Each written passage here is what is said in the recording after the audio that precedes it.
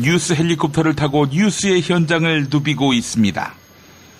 비선실세 최순실과 조카 장시호가 법정에서 서로 언성을 높여가며 책임 공방을 벌였습니다.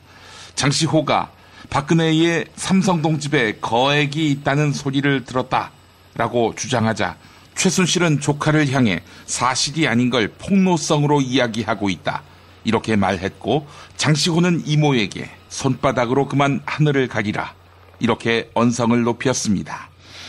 최순실 확실히 큰 손이죠. 하지만 이를 너무 크게 벌렸습니다. 그 큰 손으로도 진실이 가려지지 않는다는 게 조카의 충언 아닙니까? 파면 구속된 전직 대통령 박근혜가 변호인단 충원을 서두르고 있습니다. 2명에 불과한 현재의 변호인단만으로는 혐의만 18가지에 이르는 방대한 분량의 재판을 이끌어가기 어렵다, 이렇게 판단했기 때문으로 보이는데요. 하지만 잔고에는 10억 분, 그래서 집을 팔았던 모양입니다. 아무리 비싼 변호사를 쓴들 모든 게 다 거짓말이고 모든 게 다 엮인 것이다 라는 피고의 주장을 뒷받침해줄 변호인, 과연 구할 수 있을까요? 그냥 서석구로 만족함이 어떨지 싶습니다.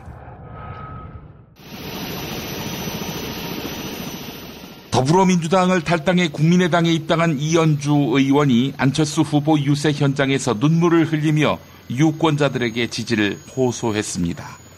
이 에피소드 마지막 부분에 들려드릴 텐데요. 난 안철수에게 정치 생명을 걸었다. 이 말이 상징적입니다. 이제 자기 지지자만 보고 하는 정치를 끝장내야 한다라고도 말했습니다. 문재인 후보를 겨냥해서 한 말인데, 지지자만 보고 하는 정치는 끝내야 한다. 그래서 이현주 의원은 자기 지역구 소속 시의원도 반대하는 민주당 탈당과 국민의당 입당을 한 모양이지요. 아직도 주변 지지자들은 황당해합니다. 그냥 당시에는 안철수가 될 것 같다고 판단해서 탈당했다고 속 시원하게 자수함이 어떨까요? 자수해서 광명 찾으라는 이야기입니다.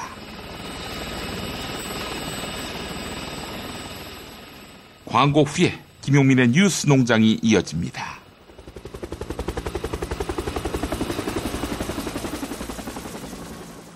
야, 근데 홍어가 진짜 그렇게 몸에 좋아? 아이, 끝내준다니까. 근데 비싸지? 열나 싸고 열나 맛있는 홍어가 있다니까. 어디? 알싸한 홍어. 네이버 검색창에 알싸한 홍어를 검색하시고 1599-6456 전화 주문도 가능합니다. 노력한 만큼 내어주는 자연, 그 자연의 마음을 알기에 정성농장 홍삼. 검색창에서 정성농장 홍삼을 검색해주세요. 010-9754-6972. 다이어트 해야 하는데 좀 간단한 방법 없을까? 다이어트 전용 그린 스무디로 하루 한두 끼만 맛있게 바꿔 드시면 끝! 1522-6648 또는 비타샵을 검색해주세요. 허리가 아파요. 아랫배가 나와요. 골반이 바로 서야 건강도 아름다움도 바로 섭니다. 바디로직을 입으세요. 토크밴드의 입체적인 탄력이 틀어진 골반을 바로잡습니다. 간편하고 확실한 골반 교정 타이즈 바디로직.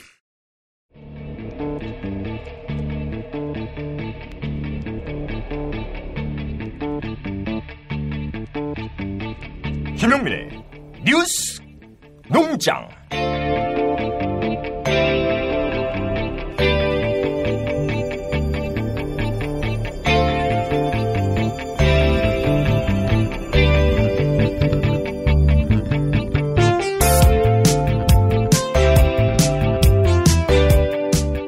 대선 후보 3차 TV 토론에서도 쟁점으로 부각된 송민순 회고록 논란.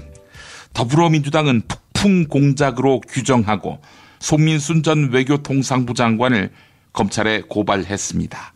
검찰이 민주당 편일 리 없기 때문에 고발은 팩트에 대한 웬만한 자신감 아니고서는 마음먹기 쉽지 않은 일입니다. 한편 송민순 전 장관과 가까워서 혹시 이번 폭로의 배후 아니냐, 이런 의혹을 사고 있는 손학규 국민의당 상임선대위원장. 의혹을 강하게 부인하면서도 송민순 전 장관은 아주 심지가 굳고 국가관이 뚜렷한 분이다. 그분이 거짓말을 했다는 생각이 들지 않는다며 엄호했습니다. 불교방송 라디오 전영신의 아침저널 일부입니다. 제가 어제는 TV 토론을 못 봤습니다. 예. 지방에 다녀오느라고요. 예.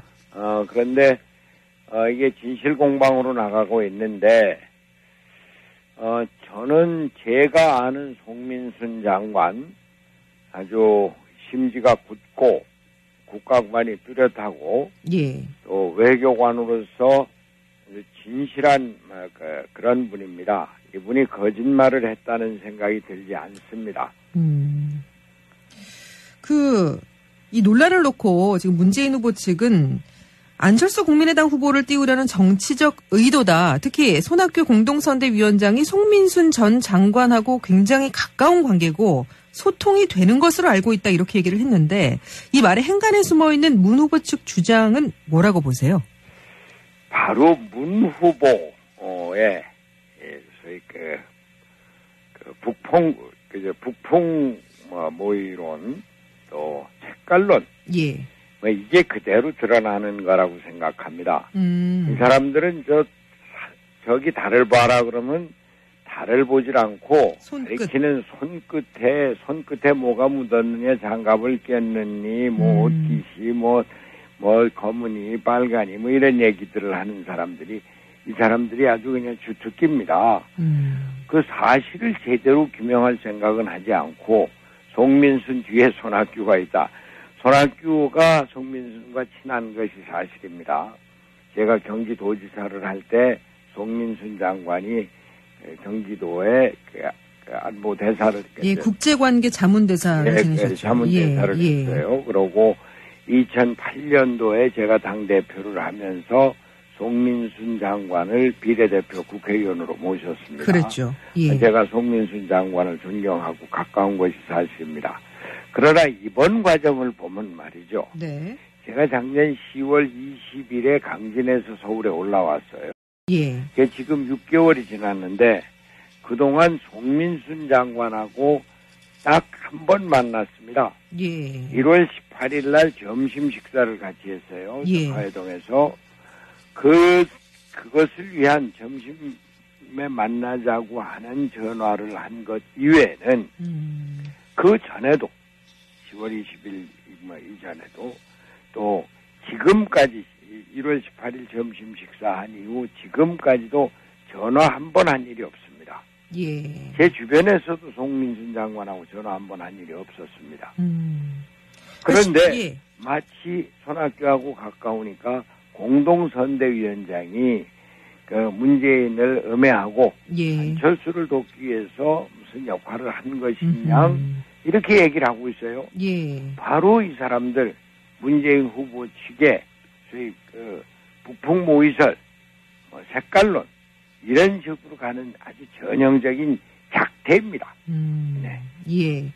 그러니까 이 문제의 본질은 이제 송민순 전 장관의 말대로라면 당시에 노무현 전 대통령 비서실장이었던 문재인 더불어민주당 후보가 유엔 인권 결의안 표결을 하기 전에 북한의 반응을 확인해보자고 했다는 거는 우리가 기권을 할지 여부를 북한한테 물어보고 기권을 한 거다.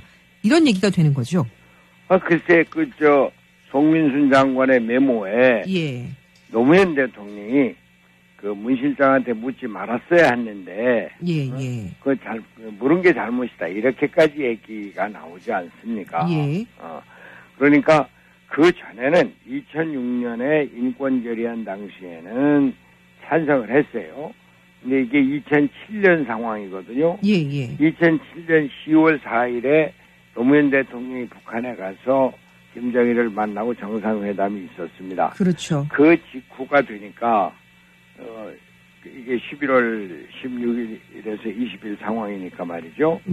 그러니까 우리가 정상회담을 해서 내정 간섭을 하지 않기로 했는데 이제 그런 고민이 노무현 대통령한테 있었던 거죠. 저는 그 고민은 충분히 할 수 있었다고 봅니다.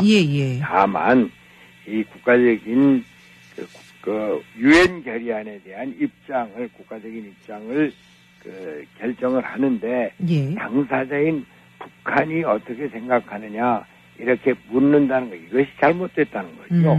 예. 당시 통일부 장관이었던 이재정 경기도 교육감이 입을 열었습니다. CBS 라디오 김현정의 뉴스쇼에 출연한 이재정 교육감은 당시 외교안보 조정회의에 참석한 인물인데요. 진상을 아는 또 다른 인물입니다. 북한에다가 사전 문의를 했다는 것이 사실이 아니라고 말한 이재정 교육감. 2007년 11월 16일에 이미 기권으로 결론 났지만 송민순 장관이 바득바득 반대 의견을 고집해서 노무현 대통령이 송 장관을 한 번 더 설득한 정도였다. 이렇게 밝혔습니다. 자, 정리를 좀 다시 한번 해보겠습니다. 네. 16일 날 기권으로 완전히 결정이 됐다라는 기억이 이재정 장관님의 기억이기도 하고 문재인 당시 실장도 똑같은 얘기를 하는 거죠. 기권이 이미 결정이 됐는데 뭘 물어봤겠느냐. 그건 지금 그새 비서관이 적은 기록문에도 그렇게 나와 있는 거예요. 확실하게. 마지막 결론까지도. 그리고 이 문제는요. 예. 원래 15일 날 회의에 결정이 난 거고요. 근데 송 전 장관 측에서 뭐라고 얘기했냐면 16일 날 이제 기권으로 하자라고 결정이 났더라도 내가 심하게 반대를 했기 때문에 회의가 또 열렸던 거고 그렇게 되자 문재인 실장이 이제 물어보고 그럼 결정을 하자. 이렇게 얘기가 흘러갔다는 거거든요. 전혀 그렇지 않습니다. 이미 15일 날 외교안보 조정회에서 결정이 났는데 소수 의견으로 반대 의견이 있었다는 거를 송민순 전 장관이 찬성을 해야 된다 하는 걸로 얘기가 나와서 기권 다수, 소수 의견 찬성 이렇게 해서 이제 그 대통령께 보고를 한 거죠. 예. 보고를 하니까 대통령님은 원래 여기 참석을 안 하세요. 이 회의에는. 예. 그래서 이 회의에 이렇게 이 의견이 갈려 있으니까 다시 이 논의를 하기 위해서 청와대를 부르신 거죠. 저는 제 문제였기 때문에 저는 원래 반대를 하다가 반대해야 된다 그 입장이다가 결국 기권이 다수기 때문에 기권으로 간 거죠. 예. 그래서 저는 그날 회의에 아주 송 장관과 저 사이에 경론이 벌어졌어요. 이 문제를 가지고. 막 입장을 가지고. 탁자를 치고 싸울 정도로 경론이 벌어졌다는 게 사실인가요? 그렇지는 않았어요. 대통령 앞에서 탁자를 칠 정도는 아니었고요. 그건 아니었고. 다만 분명하게 제 입장을 얘기하고 송 장관도 자기 입장을 얘기하고 해서 마지막에 이번에는 통일부 장관 의견을 듣는 것이 옳다. 이번 기권으로 정리합시다. 예. 그건 왜냐하면 이게 전략적인 판단이기 때문에 송 장관 의견이 전혀 잘못된 건 아니지만. 그럼 결정이 그날 났지만 송 장관이 그 뒤로도 계속 거세게 반발을 해서 또 18일 회의가 열리고 최종 결정은 안 난 거였다라는 건 어떻게 생각하세요? 아니요. 16일 날 최종 결정 난 겁니다. 난 겁니까? 그럼 18일의 회의는 왜 또 열렸습니까? 정리하자고 한 거죠. 했는데 그날 밤에 송 장관이 긴 편지를 대통령께 보냅니다. 친서를 보냈다. 네. 근데 저는 이거는 항명입니다. 장관이 해서는 안 될 일입니다. 장관이 외교안보 조정회에서 결정을 했고 그 다음날 대통령을 모시고 외교안보 조정회의 주요 인사들이 모여서 논의를 하고 최종적으로 이번에 이렇게 결론 냅니다. 대통령이 말씀하셨고 근데 또 얘기하는 거는 결국 이것은 말이죠. 항명입니다.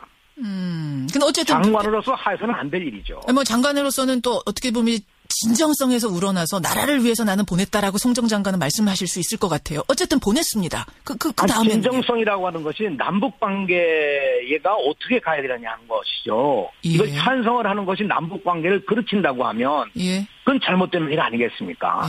이미 그 논의를 두 차례 격렬하게 논의를 하고 대통령이 최종 결정한 것을 장관이 다시 뒤집는다는 것은 문제가 있는 거죠.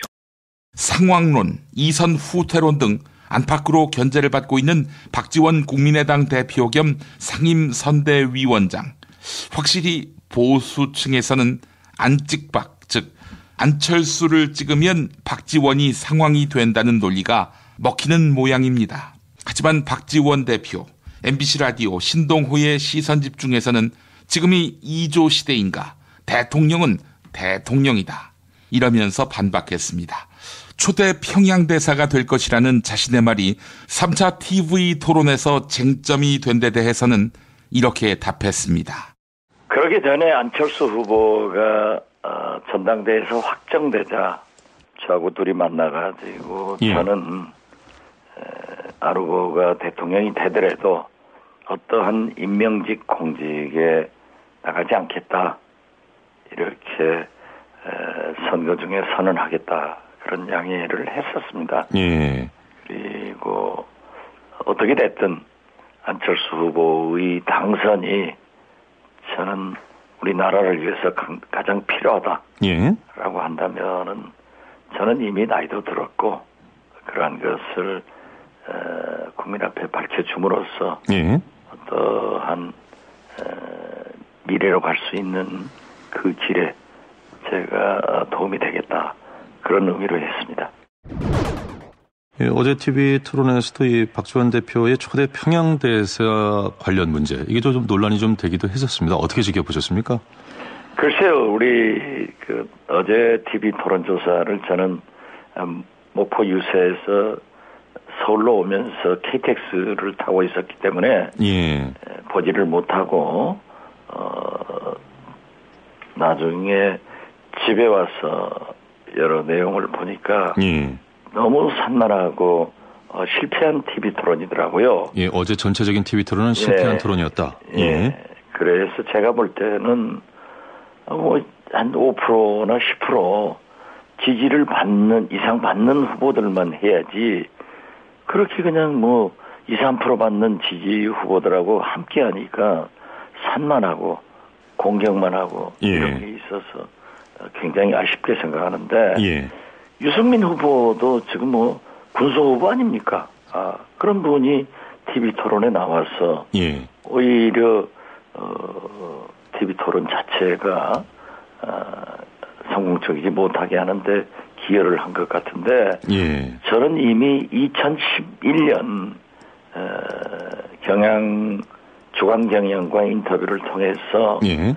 만약 우리가 남북 관계가 좋아지면은 언젠가는 남북 수교를 할 것 아니에요? 예. 그렇다고 하면은 나는 초대 평양 대사를 한번 해보고 싶다. 이런 얘기를 했었고요. 또 그게 카바 스토리로 나와서 제 의원회관 방에 걸어놓기도 했습니다. 예. 이번 유세 과정에서도 안철수 후보가 대통령이 돼서 북한 핵 문제, 미사일 문제 이런 거가 해결되고 평화 공존이 된다고 하면은 예. 초대 평양 대사를 해보고 싶다. 이런 얘기를 남북관계 개선을 위해서 우리가 할 수 있는 것 아니에요? 예. 그러면 유승민 후보는 영원히 남북관계가 긴장 또는 전쟁의 한반도가 돼야 되는지 묻고 싶습니다. 3차 TV 토론에서 심상정 정의당 대선 후보는 문재인 더불어민주당 대통령 후보에 대해 옹호하는 듯한 태도를 취했습니다. 2차 때 문재인 후보에 대한 날선 발언 태도로 정의당 당원들의 탈당 후폭풍을 겪었던 심상정 후보 아니었습니까?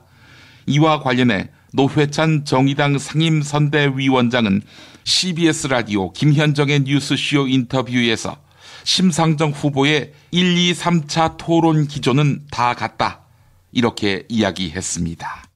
그나저나 지난 2차 토론회 끝나고 정의당이 상당히 곤혹을 치렀습니다. 심상정 후보가 문재인 후보를 너무 공격했다. 그러니까 보수 후보들 공격에 같이 편승했다. 이래가지고 게시판에 항의 글이 넘치고 탈당 선언하는 글들이 올라오고 그랬다고 들었는데 어제 오늘은 괜찮습니까? 네. 사실 그 문제도 저희들은 다른 당과 달리 예. 이 진성당원들이 후보의 어떤 TV 토론 전략이라거나 대응 방식이라거나 내용 등에 대해서도 굉장히 격의 없이 자유롭게 토론을 하고 또 그런 것들이 이제 반영되기도 합니다. 그래서 치열하게 토론하는 과정에서 있어났던 일들이고 다 정의당을 살아가는 방식의 차이라고 저는 이해하고 있습니다. 제가 좀 확인해보고 싶은 건요. 진짜로 2차 토론회 보고 탈당을 한 분들이 많으세요? 최종적으로는? 어때요? 예, 그것 때문에 탈당한 분들이 분명히 있습니다. 있고 또 그런 분들 저도 이제 안타깝게 생각하는 것이 예. 또 아쉽게 생각하는 것이 충분히 여러 견해가 있을 수 있거든요. 저희들 내부에서도. 예. 이제까지도 그렇게 저희들은 좀 사소한 부분까지도 이렇게 치밀하게 토론하는 그런 이제 상황인지라 있을 수 있는데 그게 이제 좀 더 이렇게 후보를 신뢰하고 지켜봤으면 될 일인데. 예. 그렇게 이제 또, 아무래도 좀, 이제, 피가 뜨거운 분들이 많다 보니까 예 그리고 저는 그런 분들의 그 탈당 행위 자체도 예. 정의당에 대한 좀 애정을 표현하는 방식 중에 하나라고 생각합니다. 그러니까 어제 심 후보님이 토론 임하실 때는 그것도 좀 염두에 두셨던 거예요. 2차에서 나왔던 일부의 비판들. 근데 2차 토론 자체가 기조가 잘못됐다기보다는 제가 볼 때는 심 후보 1, 2, 3차 다 기조는 같습니다. 예. 같은데 2차 그때의 그 토론 방식이 자유토론, 완전 자유토론에다가 우리 후보에게 던져진 질문이 단 한 건도 없었기 때문에 자기 얘기를 하는 시간을 많이 갖지 못했어요. 그게 제일 아쉬웠던 것이고 그다음에 이제 다른 후보를 이제 비판하는데 이제 그 시간 안배라거나 이런 데 있어서 좀 아쉬운 부분이 있었죠. 3차 TV 토론 총평 중에 빠질 수 없는 항목은 안철수 후보의 궁박한 토론 실력입니다. 각 당의 입들은 어떻게 평가했을까요? 더불어민주당 이철희, 국민의당 이용주, 바른정당 장제원 의원의 진단 들어보겠습니다.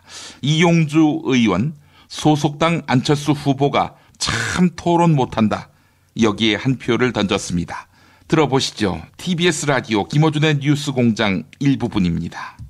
제가 좀 한 말씀 드릴게요. 저는 사실 제인입니다. 예. 그 찰스 지준이 너무 빠져서 사실은 별로 상대하고 싶지는 않은데 그래도 뭐 양강이라고 우기니까 제가 질문을 드려야 되겠는데 TV 토론은 저는 세 가지가 중요하다고 봐요. 첫째, 토론에 임하는 자세. 그 다음에 토론에서 본인이 얘기한 내용. 그 다음에 결과적으로 그 토론을 보고 국민들이 어떻게 평가하느냐는 이 평가 요 세 가지가 중요하다고 보는데 자세는 거의 삐친 도련님 같지 않았어요? 도련님이 뭔가 삐쳤어요. 그러니까 자꾸 이렇게 막 왜 갑출수라 그랬냐, 왜 뭐 아바타라 그러느냐 모르는 사람도 있을 텐데 그걸 세상 확인시켜주는 그런 뭔가 좀 삐쳤다 이런 느낌이고 도련님이 삐치니까 저렇게 하는구나라는 생각을 들게 만들었던 것 같고요. 내용도 정책 질문이 한 번도 없었어요. 네거티브 하지 말자 그러면서 계속 네거티브 질문만 던지고 정작 안보 정책 관련된 질문 하나도 없었다는 거. 평가를 들어보면 갈수록 나빠지고 심하다. 어떻게 저럴 수 있냐. 대통령 후보로 치고는 너무 좀 격이 떨어진다 이런 평가를 받고 있거든요. 자세도 F학점이고 내용도 뭐 엉뚱한 주제를 갖고 얘기했고 평가도 거의 지금 낙제점 아닙니까? 그러면 홍반장인데 뭔가 끼어들어 되겠습니까? 뭔가 다시 생각해야 될 것 같고 우리 이용주 의원님께서 찰스에게 독대를 해서 직언을 좀 해야 될 것 같은데 그럴 생각 없어요? 홍반장님 먼저 껴주시죠. 홍반장님 말하고. 문재인 후보 쪽에서는 제인이 너무 제인을 너무 제인이 왔어요. 그러니까 당신이 너무 여유를 부리는데 너무 여유를 부리고 있고 남한테 훈계하듯이 이야기하는 것 자체가 벌써 정권을 다 잡은 듯한 그런 모습을 이래 보이는 것 같은데 좋습니다. 그런 건 아니고 제가 보기에 어제 안철수 후보 솔직히 되게 못했습니다. 못했는 이유가 그럼 실제로 제대로 된 공격을 했어야 되는데, 엔티를 하려고 하면 예를 들어서, 아들 취업 문제, 그런 거 제대로 공격을 해야 되는데, 그런 정말 자기한테 유리한 홈그라운드를 놔둬 놓고 다른 엉뚱한 곳에 가가지고 공격을 많이 했어요. 그래서 어제 예를 들어 갑철순이 MB 아바타니 상임위 열자 이런 이야기를 하는 바람에 점수를 많이 읽었다는 의미에서 저는 어제 안철수 후보 참 못했다. 그 부분에 대해서는 공개하려고 하면 제대로 했어야지. 아니 근데 승민입니다. 문재인 후보도 만만치 않았어요. 뭐가요? 왜 이렇게 신경질을 내요? 신경질 안 내는데? 신경질 내는 할아버지 같아. 봐요. 무슨 얘기를 하면 상대 그래도 다 대통령 후보끼리 나오는데 아무리 안철수 후보가 조금 찌질한 질문을 했다 그래도 찌질하긴 했죠. 그렇게 신경질적으로 반응하고 됐어요. 그래 하세요. 됐어요. 냅둬요. 이렇게 가면 적어도 지금 1위 후보가 말이죠. 아무리 좀 질문이 그렇다 치더라도 최대한 예우를 다해서 갑철수 문제는 책임이 있습니다. 민주당에서 문건이 유출된 거 아닙니까? 그거를 질문 형식이 좀 그시기 했는데 그럼에도 불구하고 문재인 후보는 상대를 존중하는 마음에서 왜 유출이 됐으며 그 부분에 대해서는 도의적으로 유감을 표한다. 그렇게 얘기하고 디스를 했으면 되는데 신경질적인 할아버지 모습 그거 좀 그래요. 잘습니다. 오죽했으면 삐졌겠습니까? 오죽했으면은 자 MB 아바타 갑철수 아니라고 그렇게 말을 해도 제인 본인 입으로 그렇다 그렇지 않다 말한 적이 한 번도 없었어요. 근데 어저께 좀 그렇게 했더니 본인은 재인 스스로는 그렇게 생각하지 않는다고 그 말 한마디 얻어내려고 그 말 한 거예요. 두 번째 문제. 자, 정책 질문이 없었다. 우리가 1차, 2차, 3차 하고 끝낼 거 아니잖아요. 뿐만 아니라 제가 1차 때 너무 못한 거 다 알잖아요. 자, 2차, 3차 이제 전반전 끝난 겁니다. 이제 전반전. 자, 4차, 5차, 6차 기대해 주시고 이야기하시죠, 이제. 제인 한번 말씀 한번 해보세요. 제인입니다. 갈수록 나아진다고 말씀하셨는데 나아지면 좋겠는데 겔 3번 같지 않아요? 야심작으로 꺼내놨는데 뭔가 문제가 생겨서 결국 시장에서 혹평을 받게 되는. 그래서 저는 뭔가 좀 반전의 계기를 만드셔야 된다. 주제는 우리 정태욱 대변인 말씀처럼 훈계라서 죄송합니다만 그런 게 있어야 될 것 같고요. 안철수 제인이 제가 좀 약간 뭐라 그럴까 좀 이게 화난 모습을 보였다라는 것에 대해서는 뭐 충분히 그런 점에 대해서 제가 받아들이겠습니다만 우리 찰스가 얘기한 것처럼 뭐 저도 오죽하면 그랬겠냐고 디펜스 해드리고 싶은데 사실은 문재인 후보의 성품이 아닌 건 아니라고 말씀하시고 또 긴 거는 맞는 거는 쿨하게 받아들이는 스타일이라서 그런 거기 때문에 내 성격이 제 성격이 정권 교체를 함께 염원하는 직원들로 똘똘 뭉친 판촉물회사 네피알로 삼행시 갑니다. 내가 아는 사업이나 행사를 PR하기 위한 알짜배기 판촉물 회사. 선물, 기념품, 답례품을 구하신다면 우리 편 회사 네피알을 찾아주세요. 3만 가지가 넘는 물품을 대기해 놓고 있습니다. 네피알로 인터넷 검색창에 입력하시거나 032-519-4800으로 연락주세요. 카카오톡 아이디는 네피알입니다. 팟캐스트 듣고 연락주시면 더 깎아드립니다. 현대인의 몸에 있는 독, 어떻게 치유할까요? 장봉근 아로니아는 자연에서 답을 찾았습니다. 아로니아라는 열매에 몸의 노화나 질병을 예방해주는 강력한 효과가 있습니다. 남녀노소 누구에게나 건강을 드리는 장봉근 아로니아. 폴란드산 야생 100% 아로니아를 국내 최초로 도입해 만들고 있습니다. 아로니아 안토시아닌이 혈관을 보호하고 혈관의 혈전을 억제시키는 효과가 있는 것으로 검색창에서 장봉근 아로니아를 찾으시고 전화 문의는 1522-1194로 하시면 됩니다. 안녕하십니까. 대한한의사협회장 김필건입니다. 세계는 지금 서양의학의 한계를 극복하고자 한의학에 관심을 기울이고 있습니다. 중국은 중의학을 적극적으로 육성하여 2015년 노벨 생리의학상을 수상하였고 한약제재 수출로 연간 4조 원 이상의 국부를 창출하고 있습니다. 이제 대한민국 차례입니다. 우리 국민의 성원과 정부의 의지만 있다면 한의학을 통해 대한민국은 세계 의료 시장을 선도하게 될 것입니다. 국민과 함께하는 한의학, 대한민국의 미래를 만듭니다.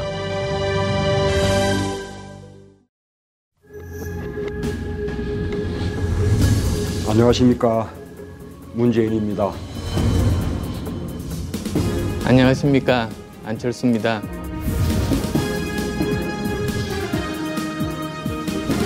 세계의 양자토론, 문안토론. 네, 오늘도 문과 안 나오셨습니다. 국민 여러분, 저 문재인 요즘 행복합니다. 촛불이 국민이 그리고 민주당이 승리할 것입니다. 승리가 피부로 느껴집니다. 착각하지 마십시오. 피부로 느꼈다면 그건 승리가 아니고 단마진일 것입니다. 대구에 사시는 60대 노인께서 한 후보님 유세 차량을 괭이로 찍어버렸다지요. 그것은 선거에서 저를 찍겠다는 강력한 의지의 표출입니다. 저는 그분을 존경합니다. 그 노인분에게서는 괭이를 뺏지 마십시오. 남대문에서는 한 후보님 경호원들이 시위하는 시민들의 피켓을 빼들었다지요. 그 오거리파 조폭들 혹시 전주가 아니라 전국이 지역구인가 보지요? 안 보이는 것이 없네요. 당신 지지자들이야말로 조폭이나 다름없습니다. 송민순한테 문자를 15,000개나 보냈다고 합니다. 이것은 테러 수준 아닙니까? 아니, 송민순한테 문자 보내면 다 제 지지자입니까? 그러면은 송민순한테 문자 보내는 송민순 지인들도 다 제 지지자겠군요. 그러면은 만덕산에서 내려온 그분도 제 지지자입니까? 사양하겠습니다. 아무래도 만덕산 그분은 삼재가 낀 것 같습니다. 지금 우리 당 사람들을 모욕하는 겁니까? 뭐 우리 당 모욕은 참겠습니다. 하지만 나를 갑철수 MB 아바타라고 부르는 거는 못 참겠습니다. 안 후보님, 저는 그렇게 안 불렀습니다. 이거 왜 이러십니까? 나를 갑철수라고 부르라고 지시한 당의 문건이 나오지 않았습니까? 아니, 저는 그렇게 안 불렀는데 안 후보님 스스로 갑철수, MB 아바타 이렇게 홍보하고 계시는 거 아닙니까? 혹시 당의 문건이 국민의당 내부 문건 아닙니까? 국민의당 선거 전략치고는 저에게 많은 도움이 되고 있습니다. 그러고 보면 우리 당 사람들이 국민의당에 침투했나? 제 선거 전략은 겸손입니다. 우리 안사람과 제 딸이 호남에서 몰래 유세활동하고 있습니다. 당신처럼 사람들 왕창 몰고 다니지 않습니다. 대신에 우리 안 후보님은 가는 곳마다 세금을 왕창 탕진하셨죠.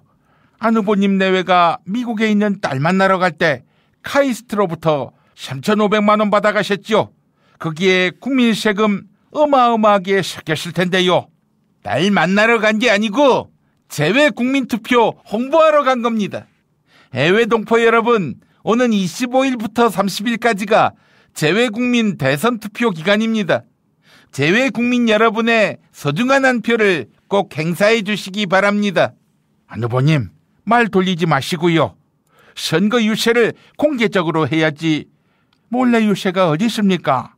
따님이 아무도 모르게 유세하는 건 재산 내역 공개 요구할까봐 그래서 두려워 피하는 거 아닙니까? 저 강철수의 딸은 두려움을 모릅니다. 아니, 지금 갑철수라고 하셨습니까? 똑바로 들으십시오. 갑철수가 아니라 강철수입니다. 저는 갑철수도 MB 아바타도 아닙니다. 그런 의미에서 문 후보님, 안철수는 MB 아바타가 아니다. 어서 말씀해 주십시오. 아니, 안 후보님, 아바타가 부끄러운 건가요? 저는 국민의 아바타가 되겠습니다. 아바타처럼 파란색 파란을 일으키겠습니다. 나는 특정 후보를 티원할 생각이 추호도 없다고 봐요. 아이고, 이님 나오셨습니다. 어떻게 지원 요청은 받으시고 그 말씀하시는 겁니까? 거의 희발동보 새끼. 야, 솔직히 까놓고 말해서 영선이가 좀 부럽다고 봐요. 예, 맞습니다. 이 박영선 동지가 저를 물심양면으로 돕고 있죠. 진심이 느껴집니다. 이제야 당이 당처럼 느껴지는 것이죠. 이님도 그냥 당에 남아 계셨다면 광도 팔고 좋지 않았을까요? 언주도 괜히 나 따라 나왔다가 피똥을 싸고 있더라고. 안철수 좀 지지해달라고 울고불고 난리더만. 자기 정치 생명이 걸렸다고. 무슨 피똥을 쌉니까? 이현주 의원은 행복의 눈물을 흘리는 것입니다. 우리 안 후보님도 요새 눈물바람이죠. 박지원 대표가 공직 안 맡겠다고 선언하니까 눈물을 흘리셨다고요.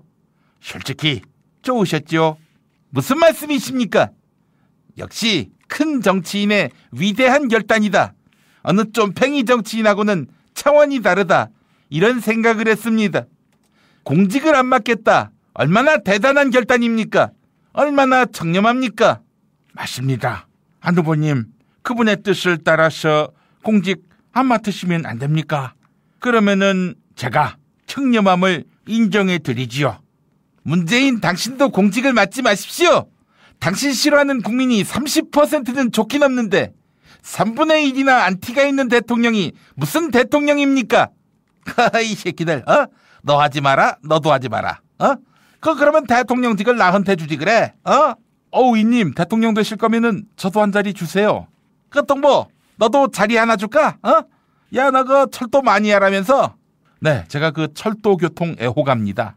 그래? 그러면은 너 역장 시켜줄게, 역장. 그 부산에 가면은 부전역이라고 있거든. 그 부전역장 어때? 네? 부전역장? 왜요? 그 너 이 새끼야 부전이잖아 부전. 그 발기 부전.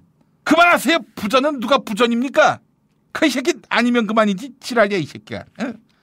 그 문제를 드리도록 할게요. 프랑스에서 대선이 벌어지고 있다고 봐요. 그 극우 정당 국민전선의 그 대선 후보 르펜이 그 결선 투표에 진출했는데 결선 투표는 다음 달 7일로 예정됐다고 하더라고. 그 여론조사에서는 중도신당 앙마르슈 이 후보의 우승이 점쳐지고 있는데 30대 정치 신예로서 대선 결선 투표에 오른 이 사람. 이 사람은 누구일까가 오늘의 문제라고 봐요. 정답. 네, 한입 빨랐습니다. 정답은요. 대선 승리가 예상되는 중도 성향의 정치인. 이 사람밖에 없습니다. 정답은 저 강철수.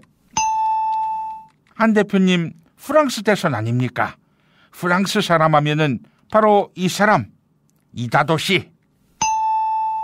네, 오늘도 정답은 애청자 여러분의 몫입니다. 정답 맞히시는 분께 세상에서 가장 맛있는 김치 이담채 김치 보내드립니다. 팟빵 게시판에 정답 이메일 주소 사연 남겨주시기 바랍니다. 문화토론 마칩니다.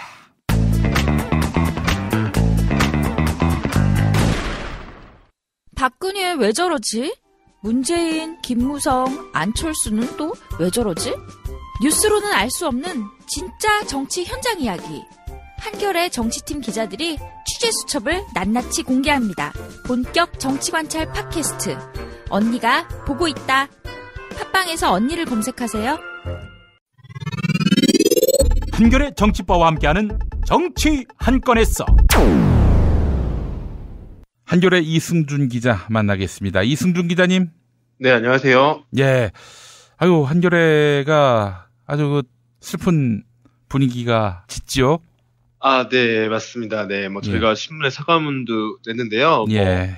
기자 한 분이 불의의 사고로 돌아가셨는데, 예, 네, 예. 경찰 조사 중이라서요. 예. 네, 폭력적 행위라고 저희 표현을 했는데, 예. 술자리에서 그런 일이 있어서 한 분이 돌아가셨고 한 분은 경찰 조사받고 있습니다. 그래서 네, 뭐 그런 상황이고요. 네. 아이고, 그런 구체적인 사건의 그 내용보다도 네. 이래저래 참 동료를 떠나보낸 그런 네. 이 편집국의 분위기가 너무 슬플 거라는 생각이 들어서 네, 아이고, 네. 위로의 말씀을 드리는 게 온당한지 모르겠습니다만은 여하간 참 같이 마음이 아픕니다. 예, 예. 네, 네. 저도 뭐 상갓집 갔다 왔지만 뭐 비판 하시는 분들도 많은 걸로 알고 있는데요. 뭐 저희가 믿지만 네 그래도 어쨌든 한 분이 돌아가셨으니까 예. 참 자제를 해주시면 고맙겠다는 부탁의 말씀도 드립니다. 네. 예. 그럼요. 네. 예. 네. 아이고, 우리 참 좋은 기자분이었다는 그런 이야기가 연극계에서 많이 있었고요. 네, 또 이렇게 연극에 대한 아주 각별한 애정, 또 나아가서 우리 배우들, 또 여러 가지 사정이 어려운 배우들에게 연락을 해서 위로도 하시고 또 힘을 주신 그런 고인의 그런 여러 족적들 많은 분들이 기억하고 있으니까요. 예, 참 같이 이 마음 아파하지 않을 수가 없습니다. 네. 자, 오늘 이야기 한번 본격적으로 나눠보도록 하겠습니다. 오늘 한겨레가 특종을 했습니다. 일면에서. 예, 저희 일면 보도한 내용인데요. 이제 그 안철수 후보의 부인 김미경 교수의 서울대 특혜 의혹을 저희가 좀 더 취재를 했고 실제로 이제 교 내에서 이제 교수들이 이거에 대해서 석연치 않다. 그리고 문제가 있다는 의견들을 저희가 증언들을 확보했습니다. 그 한겨레 내부에 이제 안철수 후보에 대한 검증팀이 또 있더라고요. 보니까. 아, 네, 뭐 있습니다. 네. 그 팀에서 나온 이제 특종인데, 이게 보니까 내용이 좀 상당히 심각해요. 뭐 특혜나 특채는 아니다. 이거는 뭐 김미경 교수가 갖고 있는 그런 이력과 연구 업적으로 따지자면은 뭐 서울대 의대에서 모셔와도 뭐 큰 무리가 없다. 그동안 그렇게 이야기를 했는데 서울대 의대 내부에서는 전혀 다른 견해를 갖고 있었군요. 네, 그렇죠. 이제 그동안 그렇게 입장을 밝혔는데요. 일단 이 지금 보도에서 보면 이제 안 후보가 직접 부탁했다는 정황은 확인이 안 된 거지만 정황상으로 봤을 때 일단 특별 채용의 경우에 단과대에서 본부에 요청하는 경우가 대부분 통상적인 경우인데요. 이 건 같은 경우에는 본부에서 내린 지시고요. 어떻게 보면 본부에서 예. 단과대에서 김민경 교수를 채용해달라고 한 얘기가 아니고 처음부터 예. 네. 사실상 안철수 후보를 융합각 대학원장에 초대하기 위해서 네. 사실상 김민경 교수까지 데려온 이 정황인데요. 실제로 예. 교수들 의견을 들어보면 성적으로 봤을 때는 여기 제목이 저희가 하겠지만 미나 양을 줘야 되는데 그렇게 성적을 평가를 했더니 본부에서 전화가 와서 네. 이거에 대해서 좀 곤란하지 않냐 이런 얘기들이 있었다는 거고요. 그래서 어떤 교수 같은 경우에는 이게 뭐 안 후보의 요구가 아니냐고 물어보니 사랑 고백이라는 게 누가 먼저 하는 게 중요하겠냐 이런 반응을 받았다고 하고요. 그러니까 명확히 학교 본부에서도 이 부분에 대해서 부인하지 않았던 것 같고요. 그다음에 채용은 그렇다 칠 수 있어요. 어쨌든 뭐 서울대 입장에서는 안 후보의 명성과 함께 김민경 교수를 같이 하는 것 자체가 나쁘지 않다고 판단할 수 있는데 이제 교수들한테 민감한 게 있잖아요. 정년을 보장하는 문제. 아 그렇죠. 그렇죠. 이 교수들한테 아주 민감하고 쉽지 않은 문제인데 정년 임용 문제도 단과대 의견은 일단 수업을 하고 학교 생활을 하는 거 보고 그 다음에 결정하자고 했지만 이거 자체도 본부에서는 바로 정년 보장해야 된다 이런 의견들을 제시했다는 증언들이 지금 나와 있고요. 네. 그러니까 정황상 보면 이게 뭐 안 후보가 직접 요구했다는 걸 알 수 없지만 어쨌든 서울대에서는 이 부분에서 석연치 않게 안 후보의 이름에 기대서 김민경 교수 채용했다는 정황들이 나오는 거고요. 교수들 같은 경우에는 김민경 교수가 성적이나 여러 가지 면을 봤을 때 정교수로 정년 보장을 받는 거는 좀 문제가 있다라는 의견을 제시한 거죠. 예. 알겠습니다. 이건 그제 나는 갑철수가 아니다라고 했는데 그 이튿날 한겨레 일면은 갑철수 이미 또 입증되는 것은 아닌지 하는 그런 의구심을 자아내게 하는 그렇죠. 그런 기사가 실렸습니다. 네, 안 후보가 요거에 대해서 해명은 아니고 반응을 보이긴 했더라고요. 환노위랑 교문을 열어서 문 후보 아들 특혜 의혹과 자기를 동시에 검증하자 토론회에서 했던 얘기 똑같이 반복을 했습니다. 그렇게 못할 것이다라고 생각을 하고 있는 건지 아니면 정말 결백하다라고 자신하고 있는 건지 그건 뭐 알 수가 없습니다만은. 아니 솔직히 영남 지역에서 말이죠. 자꾸 안철수 후보를 비판하면서 박지원 대표를 끌어들이는데 아니 뭐 이런 행동을 왜 하나 싶었는데 이게 먹히는 모양인가 봐요. 안철수의 상황은 박지원이다. 이런 논리가요. 네. 그렇죠. 이게 사실 자유한국당이 어떤 메시지를 냈는지 잘 봐야 되는데 지금 안 후보의 행보와 연결돼 있지 않습니까? 자유한국당이 애초에 처음부터 박지원 상황론을 조금씩 점화시켰고 이제 안 후보의 지지율이 빠지는 국면에서 적극적으로 제기를 하고 있어요. 이게 결국 영남에서는 어쨌든 김대중 대통령에 대한 거부감과 함께 박지원 비서실장에 대한 거부감이 있잖아요. 이런 것들을 적극 활용한 공격인 것 같은데 실제로 안 후보 쪽 캠프 내부에서도 이게 심각하게 받아들이고 있다고 합니다. 그래서 결국 박지원 후보가 23일 날 자기는 안철수 후보가 대통령이 됐을 경우에 어떠한 공직도 맡지 않겠다 라고 선언을 했죠. 결국 그런 고민 끝에 나온 건데요. 지난주에 오늘까지 여론조사에서 안 후보의 영남 지지율이 빠지는 거에는 이 박지원 상황론이 작용한 거 아니냐를 안 후보 캠프 쪽에서도 고민하고 있는 것 같더라고요. 본인 잘못은 아니고 박지원 탓이다. 그렇죠. 그거는 저는 동의할 수가 없고요. 뭐 여러 가지 원인 중에 하나겠죠. 그거는 사실. 아울러 또 박지원 대표가 상황이다 이 논리도 뭐 마타도어에 가깝다라는 생각이 드는데 뭐 제가 박지원 대표를 두둔할 이유는 없지만 그거는 아주 방법이 좀 저급한 것 같아요. 후보의 자질과 능력을 우선 이야기한 다음에 이 사람이 자질과 능력이 도무지 안 돼서 결국 누군가에 의해서 휘둘릴 수밖에 없다. 이런 추론이라면 모르겠지만 이건 뭐 아예 그냥 박지원을 상황에 갖다 박는 거. 이 논리적으로 불성실하다라고 생각을 합니다만은. 알겠습니다. 하여간 박지원 상황론이 먹히고 있는 현실 짚어주셨고요. 자, 문재인 후보 쪽으로 한번 넘어가 보겠습니다. 지금 송민순 전 장관 참여정부 때 외교부 장관을 지낸 분인데 이분에 대해서 문재인 후보 측이 명예훼손으로 고발하기로 했다고요. 출판물에 의한 명예훼손이랑 뭐 대통령 기록법, 공직선거법 후보자 비방 등 혐의로 검찰에 고발을 했습니다.